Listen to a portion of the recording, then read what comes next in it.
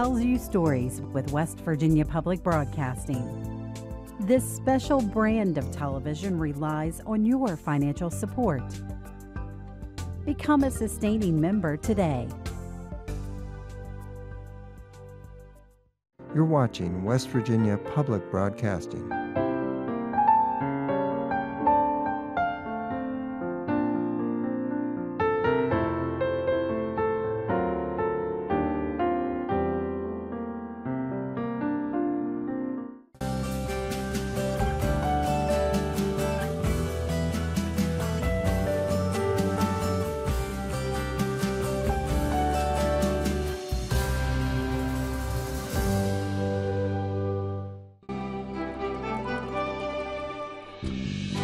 From West Virginia Public Broadcasting. Support for the Legislature today is provided by AARP West Virginia, your ally for real possibilities in the Mountain State. Learn more at aarp.org/WV.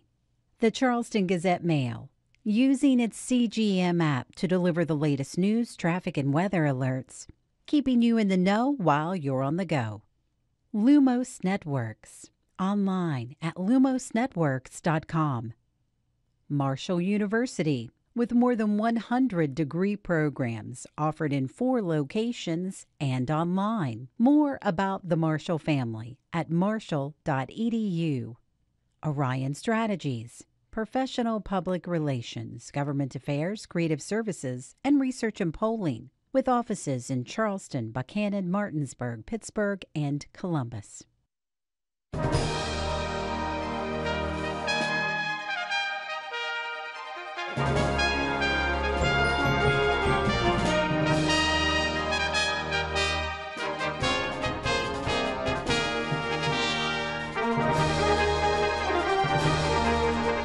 Good evening and welcome to the Legislature today. We'll have our reporters round up on the activity here in just a moment.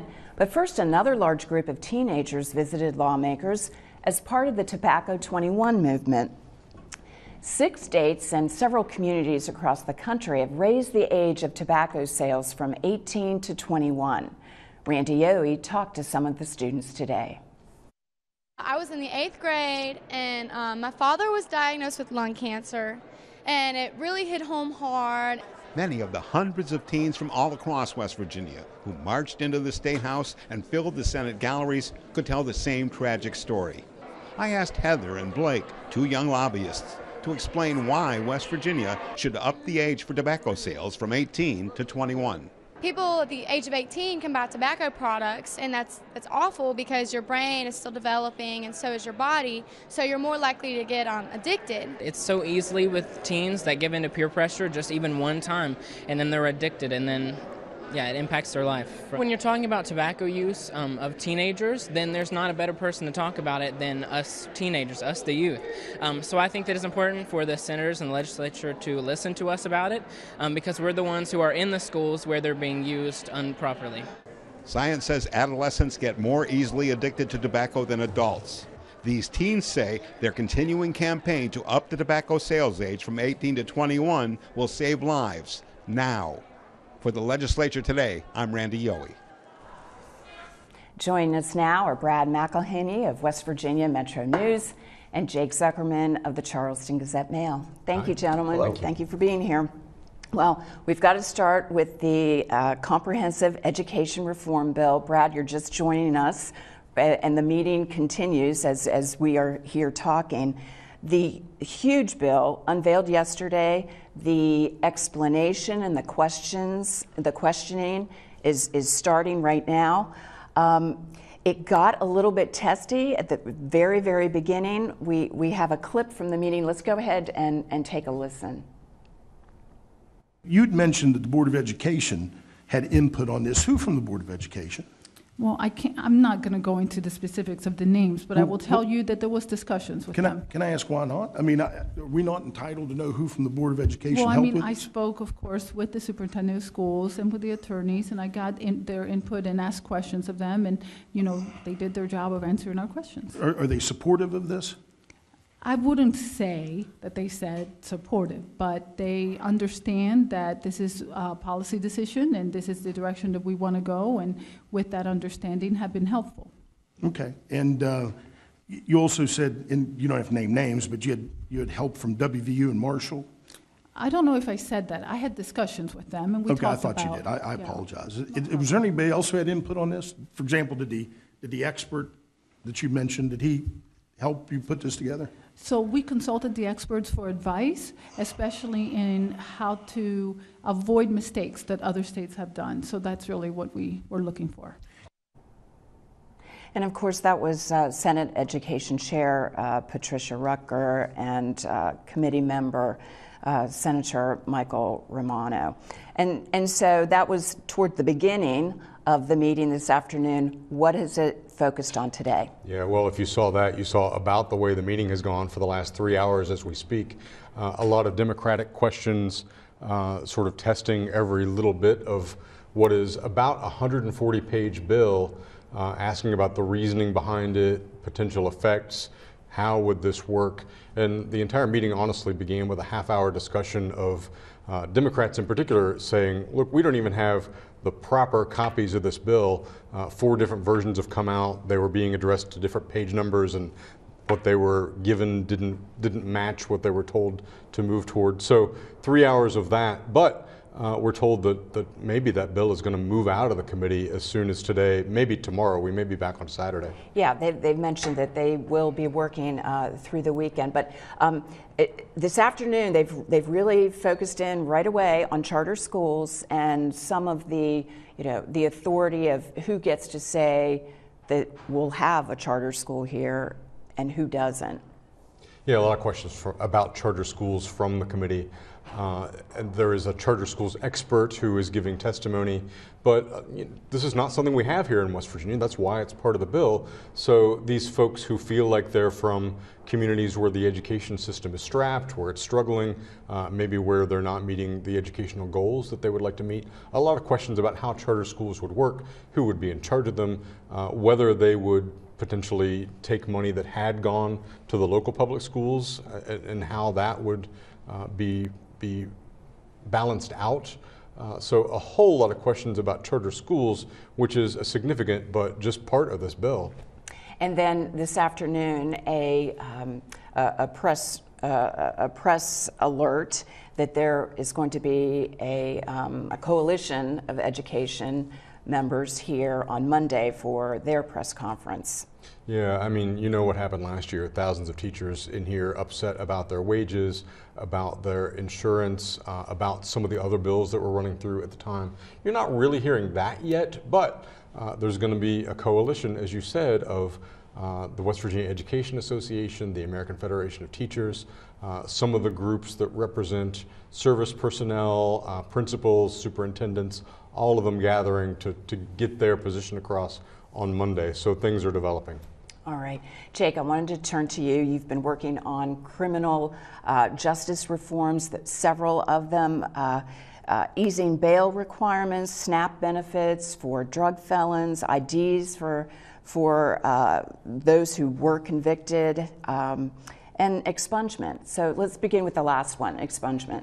Right, yeah, expungement, that's coming out of the Senate, and the idea of the bill, it's a little confusing, but say you commit a felony, if it's a certain nonviolent felony, and there's a laundry list of crimes that this is a no-go for, but say something like a drug felony, if you can prove that this was a one-time offense, and you got to get the prosecutor on board, you got to get the judge, you really have to petition the court, really make a case that this was an error in my life that I've committed. For a felony, it's 3 years after you've completed your sentence. You can petition the court or essentially ask for the expungement. And after 5 years of good behavior, you get a full expungement. So when you're applying for a job, if they ask you, have you ever been convicted of a felony, you can lawfully say, no, I have never been convicted of a felony. And again, they're doing this as part of a larger approach, a larger effort to address the need to get people back into the workforce when they've been, when they've served time for drugs. Mm-hmm. Yeah, recidivism is a big problem, and I think it was well-intentioned, but a lot of the tough on crime thinking from the 80s and 90s churned out this system where people get out of jail And there are so many barriers that I think were unintentionally put there that have stopped them from living functional adult lives. So some of the other bills we're seeing are things like, when you get out of jail, say you've been in there for 5 years, your ID's expired. You can't do anything without a valid ID. You probably don't have money. You can't get a job to get money to get a new ID, and that's assuming you even have a card to get to a job. So I think what they're trying to do is say that, it's good policy that if you have done this crime against society, you go to jail and you serve your time. But once you've completed your time, we need to get rid of some of these barriers to you reintegrating into society and staying out of jail. And along the same line, the SNAP benefits for felons, for drug felons. Yeah, so that federal law says that if you have committed a drug offense, you are not subject to SNAP benefits, except states can waive that provision by passing a law. West Virginia is one of 3 states right now that does not have that provision. So you can be, Taylor Stuck for the Herald Dispatch wrote a great lead that essentially you can be convicted of mass murder, and if you are somehow released, you can obtain SNAP benefits. But a felony drug possession charge, you can't receive those benefits. So there's an equity problem there. So this law, which passed, I believe, unanimously, and if there was any support, it was marginal, or any opposition, it was marginal. And it just says that, yeah, even though you had this drug conviction, you've done your time, yes, you can receive these temporary benefits. Terrific. Brad, I'd like to, again, talk with you about the foster care bill. This came out, it's making its way through the Senate. Secretary Bill Crouch of DHHR gave his testimony to his presentation, to his budget presentation this week, and the numbers are just horrific. The statistics related to children that are in foster care, that go through foster care, really, really grim. Well, these are all interrelated statistics, and many of them have to do with West Virginia's ongoing opioid crisis, just such a problem with addiction in the state. But children who are in affected families have more and more wound up in the care of the state. About 7,000 right now, according to DHHR. That's almost double what it was 5 years ago. And so this crush of numbers has surged the system, has really put the foster care system in West Virginia under strain, and so DHHR says it needs help. There's a bill that reflects that, and separately DHHR is also contracting with a managed care system that would provide professional expertise. That's also reflected in this bill, but when people hear managed care, they raise questions, and the questions that are being raised have to do with, if we have such a delegate population, how do you account for the fact that a managed care organization would want to make a profit, and that this would allow for them to do so? Shouldn't that money be pumped back in directly to providing care? And so as this bill has come through the legislature, that's the debate that each committee has had. The House Judiciary Committee passed out the foster care bill today very narrowly, 13 to 11. One vote could have tied it. And then it's going to the House floor, and I think you're going to hear some impassioned discussion probably when it's on amendment stage. I think there will be a lot of amendments. And then eventually it'll go to the Senate, and we'll have this very same poignant debate. And Secretary Crouch not only spoke about the foster care system, but to the wider needs of our very unhealthy population. He spoke about obesity, about tobacco addiction. Let's take a listen to that one. Okay. $2 million in the budget for obesity and tobacco training or education. We are #1 in the country in obesity. For our youth, we're #2. Children are #7. We have to tackle this program. I actually have stated before that I thought this was one of the first things I would tackle when I took this position, and the drug problem kind of superseded my plans at that point. But we have to develop some evidence-based programs to see if we can impact this problem. tobacco is still a problem.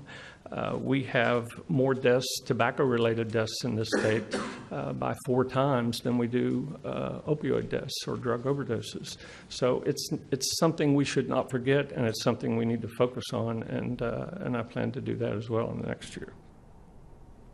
And so, again, the Secretary is asking for $2 million for that. There are bills pending in the Senate Finance Committee that would appropriate money for programs that we used to have and were cut, like the Tobacco Education Program, the Cardiac Project, prevention, cessation programs. And the question is, I mean, we have a huge surplus.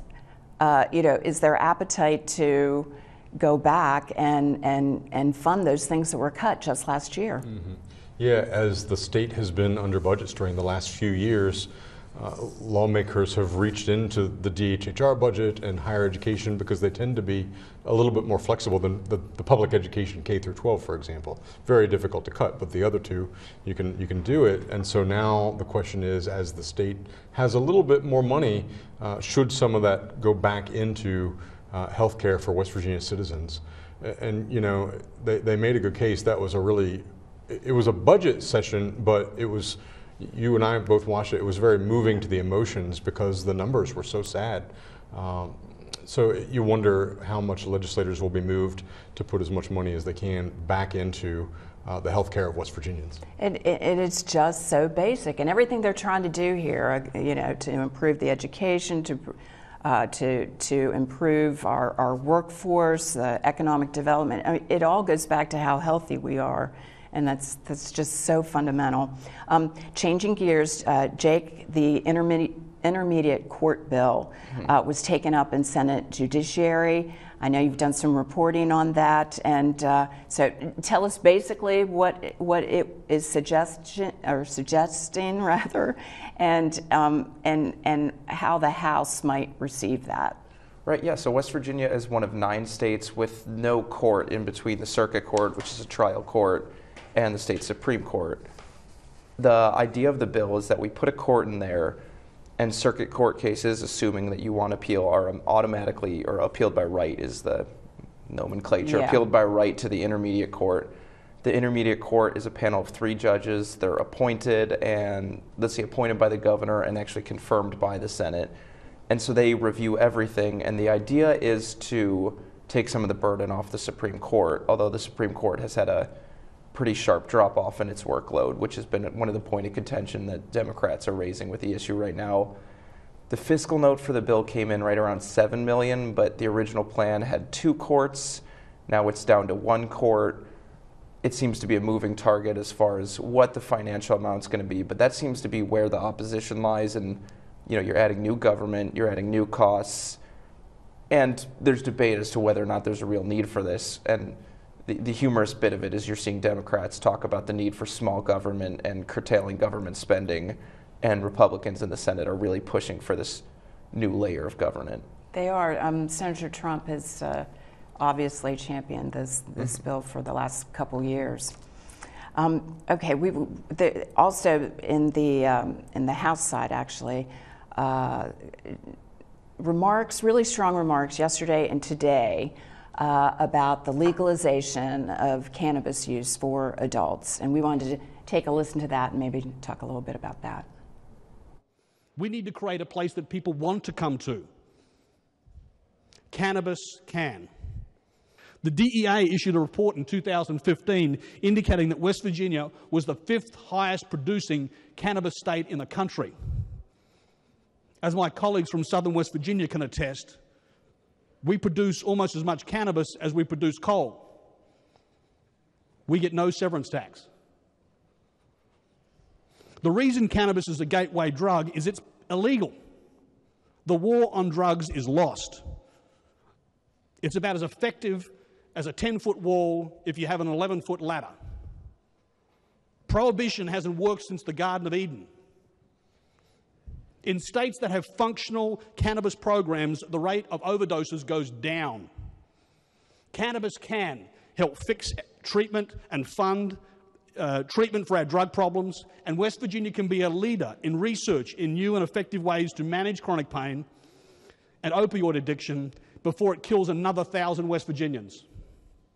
Our residents are not leaving this state for Tennessee to find weed. Our residents are not seeking dope in North Carolina. Our residents are not seeking to leave this state for Florida for the sticky icky icky. They leave to seek financial prosperity. They leave to seek a place where they can grow a business. They leave to seek a place that has a favorable tax environment. Our speakers laid out before us in this session a plan to ease taxes on businesses, seniors, and every West Virginia family. But what we need to focus on now is cooperating on the task laid before us, and that is fulfilling our vision and our mission to make the sovereign state of West Virginia the best place to live, work, raise a family, and start a business.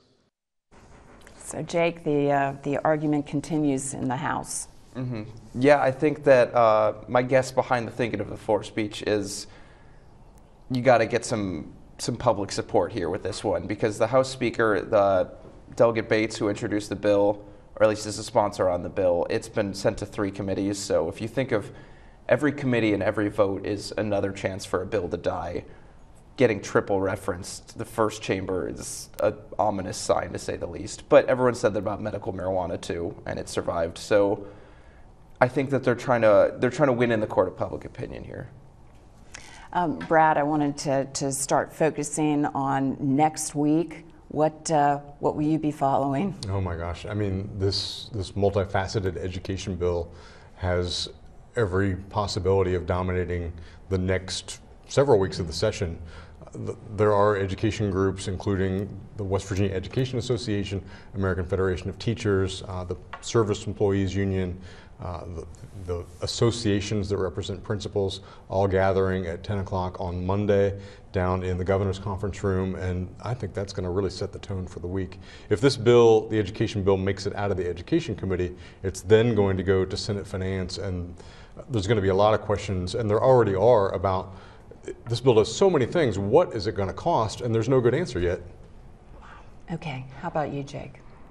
Sorry, for next week? Yes. What are you working on next? Well, I guess all these bills are going to start crossing over. These criminal justice bills are moving unusually fast for anyone familiar with the process. You know, I think the court is probably a safe bet to get out of the Senate. It's in the House where it might have some problems just living and breathing. And yeah, I imagine there's going to be 1,000 different areas of offshoot coverage for an education bill this meaty.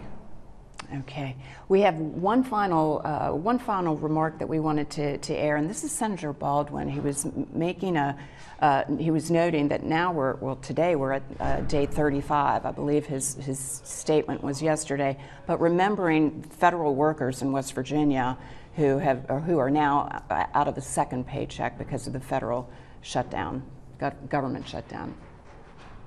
I just want to share real briefly with my colleagues some of the folks from our districts that are federal workers in a tough spot right now. 2,500 employees of the FBI in North Central West Virginia, 1,000 employees of the Bureau of Prisons and Department of Justice all across the state, 400 members of the Coast Guard and Homeland Security. And you've got Green Bank Observatory, the Federal Aviation Administration, National Parks and Forests. It's over 6,000 federal employees total here in West Virginia. So if we're here to solve problems and help people, which I know that's why we're all here, what can we do? Well, Mr. President, I brought an idea to you and your finance chair last week, and I appreciate very much you were open to that and willing to listen to it. And the idea is real simple, and that's that the state work with banks, with private banks, to guarantee loans for those federal workers that are in a tough spot right now under certain circumstances. So that bill's been drafted. It's been signed off on by the Treasurer's Office. I would invite my colleagues to sign on to it too, so that we can provide a solution for families in this tough spot right now. These folks are about to miss another paycheck, and I know absolutely none of us want that to happen. You know, what's going on is out of our control, but this is something that is in our control that we can do to help. So I would invite my colleagues to join me in that effort, and we have a sense of urgency about this workforce problem. Thank you, Mr. President. And Brad, is there any movement on that? Well, it sounds like as of today, there is some sort of announcement to at least temporarily reopen the federal government, these agencies that have been affected by the shutdown. I think for 3 weeks is what I heard, right? You know, the meeting that we went to, the DHHR meeting that was so poignant that we keep talking about, that was one of the things that agency said. Food stamps, SNAP, comes through DHHR, and they said, you know, we've got enough money for now, but if this goes on, states like us, we're all going to have to make some hard choices about how SNAP benefits for impoverished West Virginians and those in other states may flow through. All right, we're going to have to wrap it up right now. Thank you both so much for being here. We're out of time. Brad McElhaney, Jake Zuckerman, thank you both. Thank you. We appreciate it. And this concludes our week's coverage. I'm Suzanne Higgins. For everyone here at West Virginia Public Broadcasting, thanks for joining us. Have a great weekend.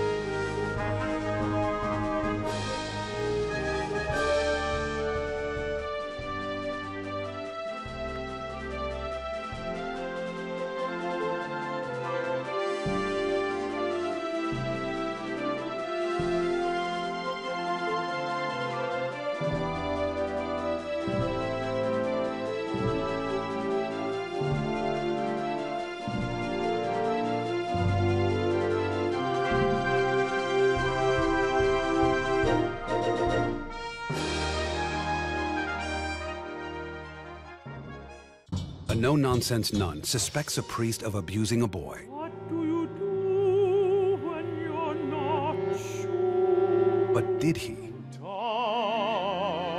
Doubt. John Patrick Shanley turned his Tony and Pulitzer-winning play into an opera with music by Douglas J. Cuomo, starring Christine Brewer, Matthew Worth, and Denise Graves. Don't miss Doubt from Minnesota Opera on Great Performances. Join us tonight at 9 p.m.